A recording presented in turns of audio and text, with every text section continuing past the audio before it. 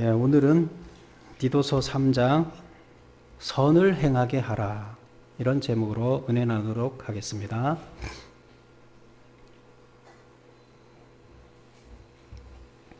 여러분,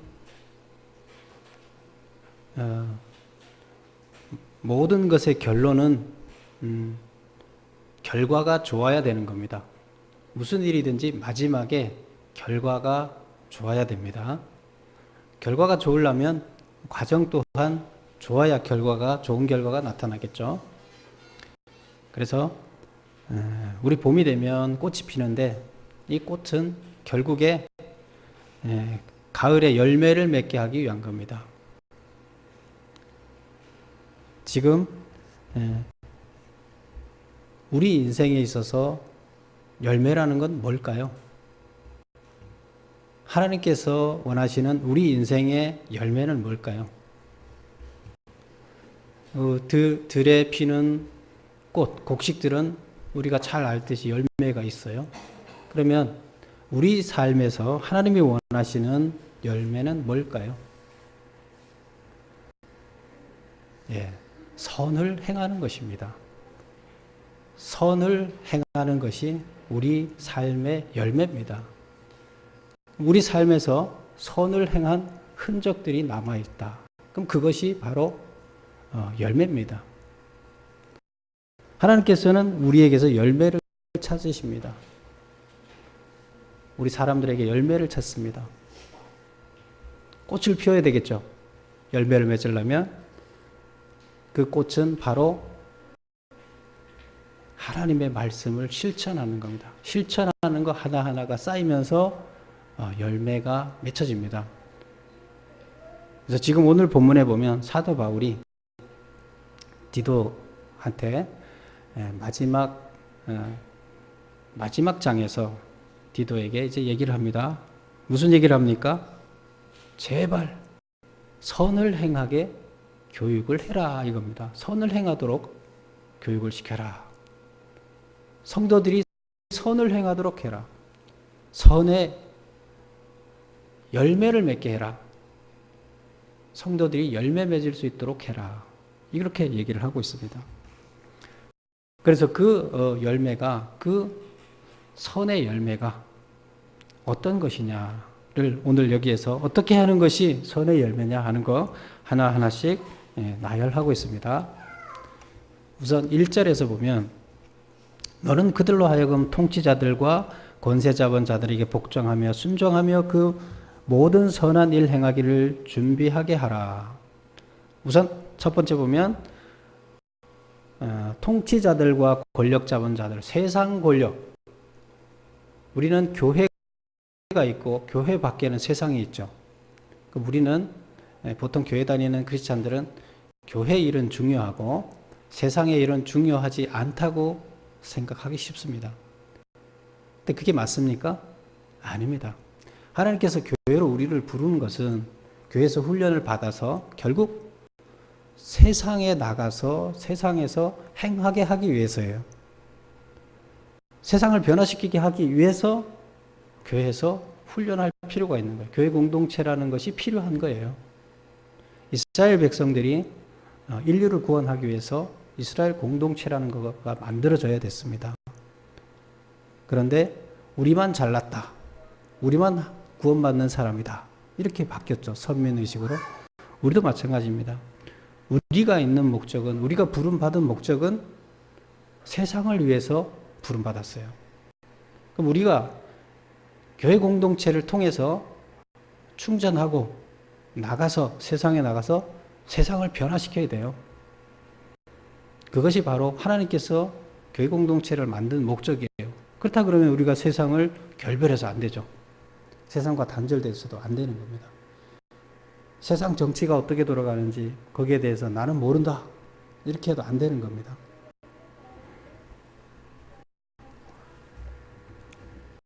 그래서 이렇게 얘기합니다. 세상 통치자에게 복종하라. 왜 이런 얘기를 했을까요? 지금 여기가 디모데가 있는 곳이 어디라 그랬어요? 어디예요? 무슨 섬이었죠? 그레데성. 그레데 섬은 소아시아 남쪽에 있는 지중해에 있는 섬이에요.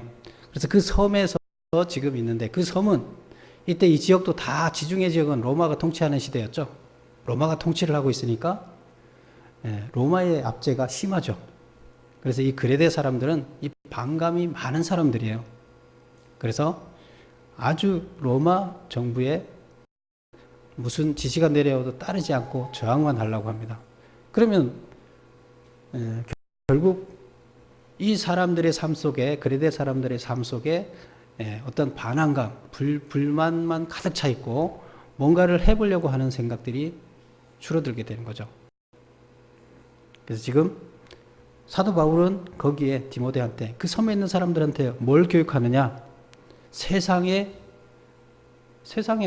통치자, 권력과 세상의 조직, 교회 조직만이 아니라 세상의 조직에 대해서도 인정하고 거기에 대해서도 순종하라. 세상의 법이 있으면 그 법을 따르라는 겁니다. 그렇게 할 수 있도록 교육을 시켜라. 어디에서? 교회에서 교인들한테부터 시켜라. 그래서 그 교인들이 잘 따르는 사람으로 될 수 있게 해라. 이렇게 얘기를 합니다. 그러면 사도 바울은 세상 통치자들이 무조건 악한 일, 나쁜 짓을 해도 무조건 다 따르라고 했나요? 로마서에서 보면 그렇지 않습니다. 우리가 세상의 통치자를 따라야 할 이유는 하나님께서 세상 통치자에게 이 세상을 통치할 것을 위임했기 때문에 일단 우리는 그들은 하나님을 따라야 되고 그들은 선한 통치를 해야 됩니다. 선한 정치를 해야 될 책임이 있고 선한 정치를 했을 때 우리는 그 법에 따르라는 겁니다. 그러나 만약 그 세상이 잘못된 법으로 잘못되게 갔을 때는 거기에 대해서 그걸 바꿀 수 있게끔 노력을 하고 변화를 시키게끔 저항을 해야 된다. 이게 사도 바울이 교육시키는 내용입니다. 그래서 여기서 복종해라는 건 무조건 복종하라는 게 아니라는 겁니다. 결국 하나님 나라로 변화시켜야 할 세상이기 때문에 그 세상의 법을 어기지 말라는 겁니다. 그리고 이제 1절 끝에 보면 이렇게 얘기합니다. 모든 선한 일 행하기를 준비하게 하며, 그러니까 앞에서는 순종하라, 복종하라, 세상에 그렇게 하고 모든 선한 일 행하기를 준비하라 이렇게 얘기를 합니다. 선한 일 행하는 것을 준비하게 하라. 선한 일을 행하는데 준비가 필요한가요? 네. 우리는 항상 정의로운 일, 올바른 일을 할 준비를 하고 있어야 돼요. 그래서 옳은 일이다 생각하면 우리들이 그걸 행할 준비를 하고 있다가, 준비라는 건 뭐예요? 어떤 어려움이 와도 옳은 일을 행해야 되겠다. 그리고 불의를 당하는 사람이 있는데 그들을 도와주는 것이 옳은 일이다 생각하면 내가 가서 도와주는 거죠. 그래서 그리스도인들이 시민으로서 예를 들어서 화재, 질병, 여러 가지 재난을 당했을 때 언제든지 도움의 손길을 펼 수 있을 준비가 되어 있어야 된다. 교회 공동체만 공동체가 아니에요. 사회 공동체도 하나님께서 허락하신 하나님의 백성으로서 큰 공동체예요. 그래서 하나님의 목적은 교회 안에 있지 않아요. 세계 전체 공동체에 있어요. 하나님 시각은. 근데 여기는 훈련소예요. 훈련소에만 하나님 목적이 있나요? 아니에요. 훈련소는 세상을 변화시키는 데 목적이기 때문에 하나님의 눈은 세상에 있습니다. 근데 우리 크리스찬들의 눈이 어디에 머무르나요? 교회 안에만 머무르면 안 된다는 겁니다. 그래서 세상을 향해서 선한 일을 행할 준비를 하라는 겁니다. 그리스도인들이 세상을 향해서 이런 마음의 준비를 해야 돼요. 그리스도인끼리만 뭉쳐서 우리는 서로 돕고 이렇게 하겠다. 아니에요. 교회 다니는 사람한테만 우리가 도움을 주겠다. 은혜를 베풀겠다. 아니에요. 어려운 사람이 있으면 교회를 다니는 사람이나 다니지 않는 사람이나 하나님 보시기에는 다 같습니다. 우리는 그런 시각으로 선을 행해야 된다는 겁니다. 그리고 3절서부터 보면 2절에는 이렇게 얘기합니다. 아무도 비방하지 말며 다투지 말며 관용하며 범사에 온유함을 모든 사람에게 나타낼 것을 기억하게 하라. 이제 교육을 시키는데, 선한 일을 하도록 교육을 시키는데 어떤 행동을 하게 하냐면 비방하지 말도록 교육해라. 다투지 않도록 교육해라. 관용하게 교육해야 되고 온유할 수 있게끔 이렇게 교육을 하라는 거예요. 자, 그러면 이 내용이 뭐냐 한번 살펴볼게요. 아무도 비방하지 말라. 악담하지 말라. 다른 사람들에 대해서 흉보거나 악담하지 말라. 다투지 말며 싸우지 말라는 거죠. 우리가 싸울 일이 많죠. 왜? 사람들이 서로 다 틀리기 때문에요. 똑같을 수가 없어요. 내 생각과 같을 수가 없고 다 틀리기 때문에 우리는 내 생각대로 하려고 그러면 싸울 수밖에 없어요. 그런데 서로 하나님께서 틀리게 만들어 놨다는 것을 이해하고 그것을 이해해주면 싸우지 않아도 됩니다. 근데 쉽지 않죠. 그 다음에 관용하라 이랬는데, 이것은 개인의 이익이나 권리를 주장하지 않고 타인의 어려움을 돕는 자세를 말합니다. 관용, 포용하는 거죠. 그 다음에 범사에 온유함을 보이라. 이 온유함이 상당히 중요한데요. 온유함은 하나님께 진실된 마음으로 순종하고, 하나님한테 순종하는 마음이에요. 순종하는 거 반대는 뭐죠? 반항하는 거죠. 하나님께 진실된 마음으로 진심으로 순종하는 거예요. 그 다음에 사람들에게 친절하고 인내하며 정중하게 행함. 다른 사람들을 대할 때 하나님 대하듯이 이렇게 잘 대하는 거예요. 그런데 그들을 무시하거나 내 생각과 틀리다고 해서 내 생각처럼 똑같지 않으면 아니라고 생각한다든가 이런 것은 온유함이 아니라는 거예요. 온유함은 성령의 열매로서 모든 그리스도의 삶 가운데서 나타나야 할 최상의 덕목 중에 하나다. 왜 성령의 열매라 그러냐? 우리 인간의 힘으로 달성하기 어렵기 때문에요. 안 되기 때문에요. 그래서 이 온유함은 우리 인간들이 노력한다고 쉽게 달성되지가 않습니다. 물론 노력해야 되지만, 그러나 중요한 것은 온유함이 완성되려면 성령이 역사하셔야 된다는 겁니다. 그래서 성령의 역사를 통해서 온유함이 완성되지, 우리가 이론적으로는 이렇게 하면 된다고 하지만 그게 안 돼요. 그래서 우리는 성령의 도우심을 받아야 돼요. 성령의 도우심을 받으려면 우리가 성령이 내 안에 거할 수 있게끔 해야 되는 거죠. 그래서 그리스도인의 행실은 어떠해야 됩니까? 결론은 온유해야 된다. 이렇게 얘기를 하고 있습니다. 그러면 불신자들에게 관용하며 범사에 온유한 모습을 보이라고 했는데, 어디서 그렇게 살 수 있는 힘을 얻을 수 있을까? 좀 전에 우리 힘으로는 안 된다 그랬죠. 성령의 힘을 빌려야 된다 그랬는데, 근데 성령의 힘을 빌리기 전에 우리가 노력 안 하면 되나요? 해야 돼요. 그럼 우리 의식도 어느 정도 가야 성령이 도와주는 거예요. 그냥 성령이 뭐 아무것도 안 하고 있는데 도와주는 거 아니에요. 그러면 그 내용을 설명을 하고 있습니다. 자, 3절을 보면 우리는 전에는 어리석은 자요, 순종하지 않은 자요, 속은 자요, 여러 가지 정욕과 행락의 종노릇한 자요, 악독과 투기를 일삼은 자요, 가증스러운 자요, 피차 미워하는 자였다. 이게 온유한 자와 반대되는 거죠. 우리는 과거에 하나님을 알기 전에 우리가 이런 사람들이었다. 이런 얘기입니다. 하나님을 알기 전에 과거에 우리가 어떤 존재였느냐? 우리가 이런 자였어요. 세상에 믿지 않는 사람과 똑같고 온유와 반대되는 사람이었어요. 악독한 사람이었어요. 그런데 바뀌었죠. 온유한 자로. 이제 우리의 신분이 무엇인지, 장차 우리는 어떤 자가 되는지 알게 된다 그러면, 장차 여러분 어떻게 됩니까? 하나님의 상속자가 되는 거죠. 장차 구원을 받게 되는 거고 하나님의 상속자가 돼요. 근데 그게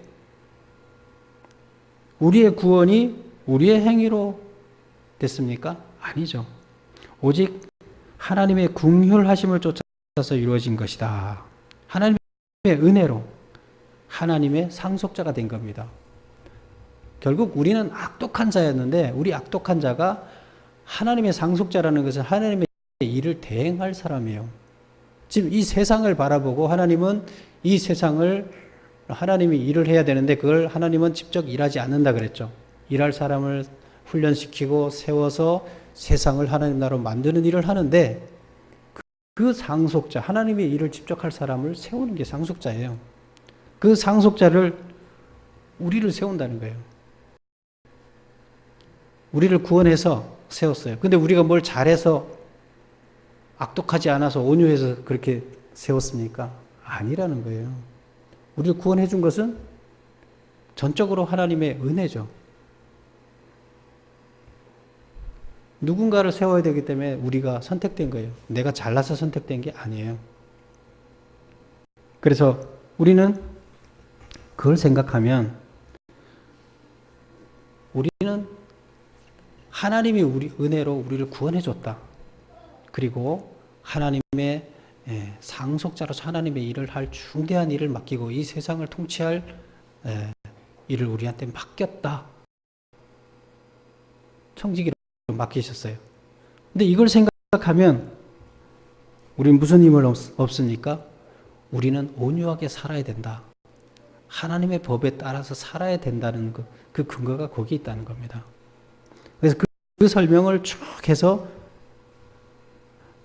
8절까지 이제 그런 이야기를 쭉 하고 있습니다. 그리고 이제 이어서 9절에 가서는 무슨 얘기를 하냐면 어리석은 거짓 교사와 관련해서 피해야 할 일, 지금 앞에서는 선을 행하기 위해서 해야 할 일, 우리가 어떻게 해야 돼 선을 행하느냐? 세상 권력에 복종해라, 순종해라.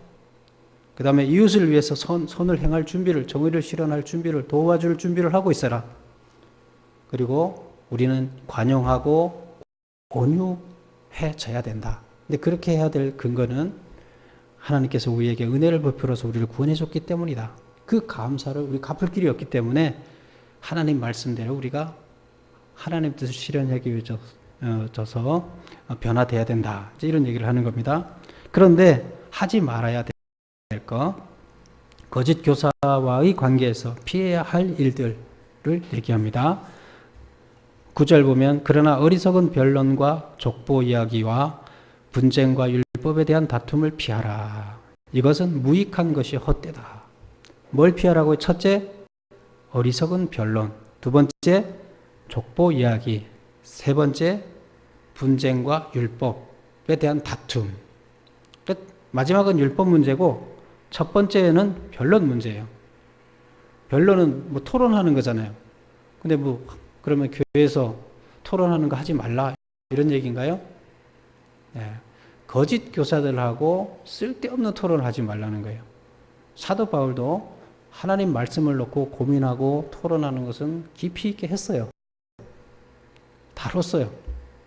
근데 쓸데없는 토론 하지 마라. 그게 뭐냐? 실제적인 의미를 줄 수 없는 논쟁, 성경에 언급되지 않은 것, 여러 가지 해석이 가능한 것, 구원 문제와 신자의 삶의 중요성이 없는 것.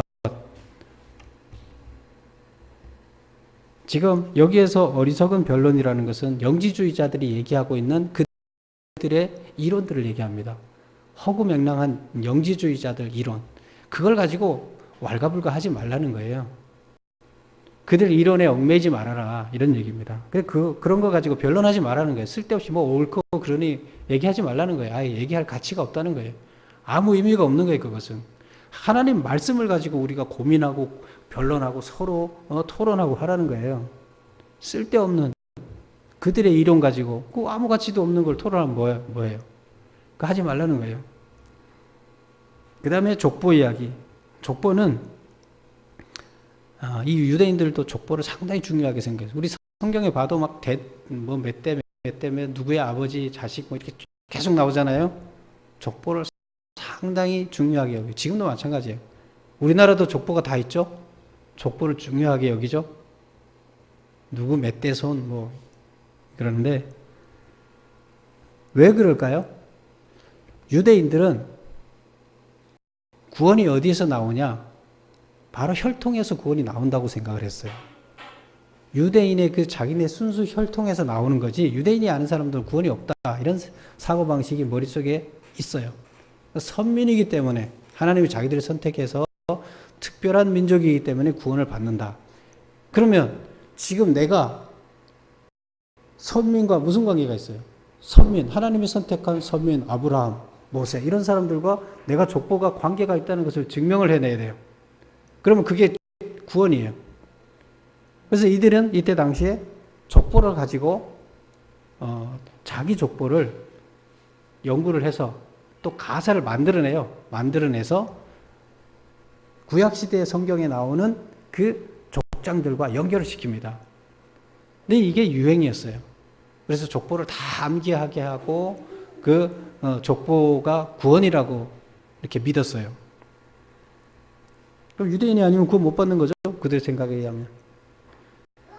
근데 이런 족보, 쓸데없는 족보 이야기, 이 족보가 왜 선민이 필요했다고요? 세상을 구원하기 위해서. 결국 세상을 위해서 했는데 이들은 자기들만의 구원을 생각하고 있어요. 그러니까 얼마나 어리석어요. 족보는 바로 자기들만의 구원을 이야기하기 위한 거예요. 근데 그게 피해라는 거예요. 족보를 가지고 논쟁하는 거 피해라는 겁니다. 그 다음에 분쟁과 율법에 대한 다툼. 이건 율법 문제인데 이스라엘 백성들은 또 유대인들은 무슨 생각을 했어요? 구약에 있는 그 율법을 잘 지키면 구원받는다. 율법대로 살면 구원받는다. 율법 더 이상 아무것도 필요하지 않다 하는 게 기본 전제예요. 근데 그 율법을 잘 지키려면 어떻게 해야 되냐 하면서 자기네들이 거기다가 율법을 잘 지키기 위한 조항을 또 더 만들었어요. 그래서 그 법을 다 지키려고 철저하게 만들어서 그걸 지키라고 하면서 조항이 계속 늘어났어요. 근데 이거를 지켜야 되느냐 말아야 되느냐 하는 거를 자기들끼리 계속 다툽니다. 그리고 구약에 있는 그 조항들을 지금 신약 시대에 와서 이거를 어떤 거는 지켜도 되고 어떤 것은 안 지켜도 된다는 거에 대해서 왜 그것이 구원의 문제이기 때문에 자기들은 그게 그 조항이 구원이라고 생각했기 때문에 시대가 변해서 의미가 없는 조항들이 생기잖아요. 그럼 이걸 지켜야 되냐 말아야 되느냐 가지고 심하게 논쟁을 했습니다.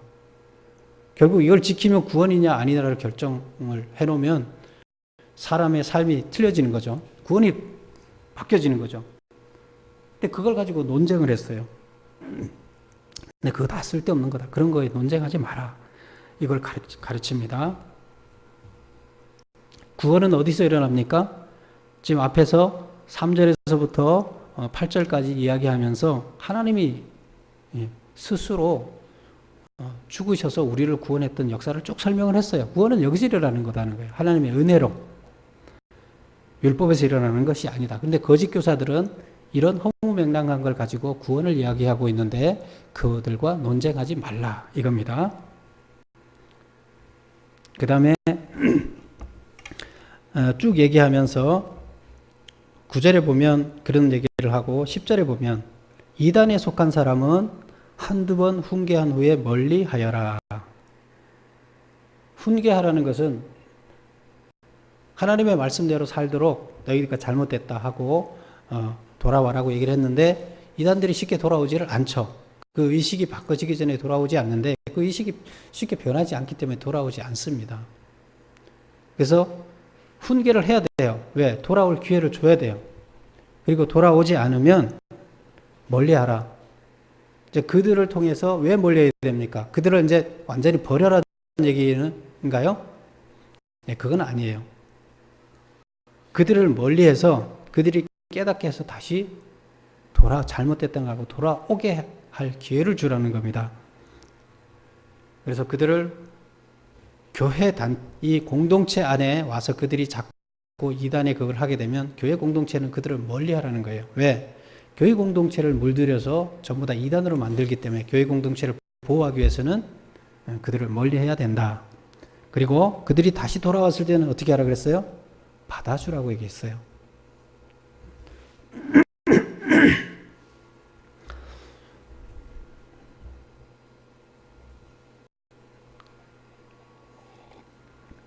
그리고 이제 마지막에 12절부터 끝에까지 마지막 인사를 나눕니다. 거기 보면 12절에 내가 아데마나 두기고를 내게 보내리니 그때 내가 급히 니고볼리로 내게 오라. 지금 아데마나 두기고를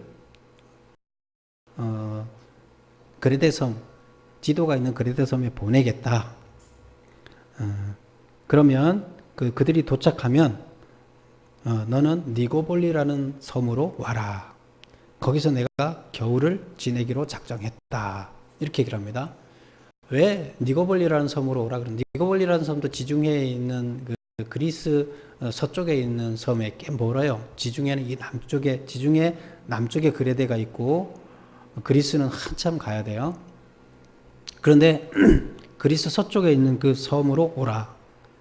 그리스 서쪽에 있는 섬은 이태리에서 가까워요. 로마에서 가까워요. 지금 바울이 편지를 쓴 것은 빌립보예요.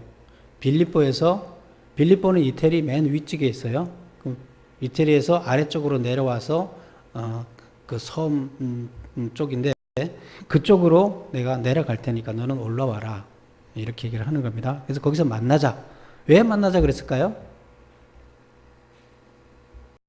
예, 지금 디도나 디모데는 사도 바울의 제자예요. 사도 바울의 믿음의 제자이기 때문에 이들을 계속 양육하고 충전해야 될 책임이 있어요. 그래서 사도 바울은 항상 그들을 만나면 지금 이렇게 편지로도 그들을 양육하지만 직접적인 양육의 필요성을 항상 생각하고 있기 때문에 시간이 되는 대로 만나서 하나님의 그 뜻을 온전히 행할 수 있게끔 이제 언젠 자기는 죽을 거 아니에요. 그럼 제자가 그 일을 또 실행해야 되잖아요. 제대로 온전히 할 수 있게끔 이렇게 시간을 갖자는 겁니다. 교육하겠다는 거죠. 13절 율법 교사 세나와 아볼로를 급히 먼저 보내어 그들로 부족함이 없게 하고 이제 이 세나나 아볼로를 보내서 편지를 줘서 이들을 보냈어요. 디도한테 지금 이 편지 디도서를 써서 보내는 거예요. 그래서 보냈는데 그들로 부족함이 없게 하고 그들이 부족함이 없게 급히 먼저 보내라. 급히 다시 돌려보내라는 거예요. 편지를 받는 즉시 그들을 급하게 다시 돌려보내라. 이런 얘기인데 근데 부족함이 없게 해서 보내라. 뭐가 부족해요? 여행 경비가 부족하죠. 이때 장시간 여행을 해야 되니까 배를 타고 또 가야 되고 여행 경비가 부족한데 이들은 뭐 편지 전달하면서 돈벌이가 없잖아요. 그래서 경제적으로 여비를 보내라. 그들을 보내서 여비를 줘서 보내라. 14절 또 우리 사람들도 열매 없는 자가 되지 않게 하기 위하여 필요한 것을 준비하는 좋은 일에 힘쓰기를 배우게 하라. 이게 무슨 말이에요? 우리 사람들은 누구예요? 거기에 성도들. 거기 성도들도 열매 없는 자가 되지 않게 하기 위하여. 열매 없는 자는 어떤 사람이고 열매 있는 자는 어떤 사람이에요? 필요한 것을 준비하는 좋은 일에 힘쓰기를 배우게 하라. 배우게 하라. 뭘? 필요한 것을 준비하는 그런 일에 힘쓰게끔 교육을 하라는 거예요. 그게 뭐냐? 바로 지금 이 아볼로나 세나를 보낼 때 여비를 줘서 보내야 되는데 성교 헌금을 해서 보내야 되는데 디도 너 혼자서 부담하지 말고 성도들이 다 같이 협력해서 그 여비를 마련해서 보낼 수 있도록 해라. 그것이 뭐냐? 그것이 바로 열매라는 거예요. 열매. 그리고 열매 없는 자가 되지 않게 하기 위해서 그들도 돈을 헌금을 하게끔 하라는 거예요. 너 혼자 해서 부담을 하게 되면 그들에는 열매가 안 달리는 된다는 거예요. 선의 열매를, 선교 헌금에 대한 열매가 있어야 되는데 없다는 거예요. 그래서 여기서도 보면 사도 바울이 심은 거대로 열매가 거친다. 하나님한테 헌금을 드린 거에 대해서 열매가 열리는 것을 그들한테 그런 기회를 주라는 거예요. 너 혼자 부담하지 말고. 부담하면 어렵기도 하지만 또 너 혼자 복을 독차지해야 하는 거니까 그들한테도 열매를 맺을 기회를 주라는 겁니다. 그렇게 그리고 그걸 교육시키라. 그렇게 하면 열매가 맺힌다. 그래서 편지를 전달하러 온 세나와 아볼로의 여행 경비를 디도 혼자 부담하지 말고 그레데 교인 전체가 참여하여 부담하도록 가르치라. 그리하여 모두가 하나님이 주시는 축복을 받는 경험을 누리도록 하라는 뜻이다. 이렇게 하면서 마지막에 은혜가 너희 무리에게 있을지어다. 그레데 섬 전체에게 하나님의 은혜가 있기를 바란다 하면서 편지를 마칩니다. 지금 마지막에서 하는 이야기는 오늘 제가 제목을 다른 게 뭐예요? 선을 행하게 교육하라는 거예요. 사람들이 선의 열매를 맺을 수 있게 교육을 하라. 우리 인간의 열매는 결국 선이에요. 선을 행하는 거예요. 그것이 열매예요. 하나님은 우리한테 열매를 찾으셔요. 지금 선을 행하는 것이 쭉 여기 나열되어 있어요. 세상 권력 복종하라. 세상의 조직에 대해서 교회 조직만 조직이라 생각하지 말고 세상 조직도 관심을 갖고 하나님의 목적은 거기이기 때문에 그 질서에 순종하라는 거예요. 그 질서가 잘 이끌어지도록 참여하라는 겁니다. 거기 대항해서 반항만 하지 말고 그 다음에 선한 일을 행할 준비를 하라. 항상 누가 어려움을 당하거나 나의 도움이 필요할 때 내가 행할 준비를, 마음의 준비를 하고 있으라는 겁니다. 왜? 그게 열매이기 때문이에요. 그리고 온유함, 관용과 온유함을 보이라는 거예요. 이게 열매예요. 그런데 그것은 우리가 어떤 생각에서 이게 가능한가 하면 하나님께서는 죽을 수밖에 없는 나를 본인이 죽어서 살리셨어요. 그리고 내가 살릴 만한 어떤 좋은 일을 해서가 아니라 하나님이 그냥 은혜로 하나님이 긍휼하심으로 자비하심으로 나를 그렇게 하셨어요. 대가 없이. 그러니까 나는 그렇게 해서 구원받은 나 그리고 상속자가 된 이 세상을 다 상속받았잖아요. 여러분 돈이 없어요? 저도 돈이 없어요. 근데 세상 상속자로 섰을 때 어마어마한 그 작은 돈이 아니라 큰 돈을 물려받은 거예요. 우리는 그 큰 돈을 물려받고 그것을 잘 관리해야 될 책임이 있습니다. 그래서 우리들의 선의 열매를 맺을 수 있도록 교인들이 선의 열매를 맺을 수 있도록 교육해라고 얘기를 합니다. 이것이 사도 바울이 디도한테 마지막 부탁한 이야기입니다. 이 열매가 없으면 하나님 보시기에 합당한 믿음의 소유자가 아닙니다. 우리들에게 바라는 결론은 하나님 말씀대로 선의 열매를 맺는 것입니다. 여러분의 삶도 반드시 열매가 있어야 됩니다. 지금 여기서 나열한 이런 종류의 열매가 여러분 삶에 반드시 있어야 됩니다. 그리고 우리의 삶의 방향이 그렇게 가야 된다는 것을 인식해야 되고 그렇게 갈 때 성령님께서 도와주시는 겁니다. 여러분 모두 선의 열매를 맺으시는 여러분이 되시기를 축원합니다. 기도하겠습니다. 아버지 하나님 감사합니다.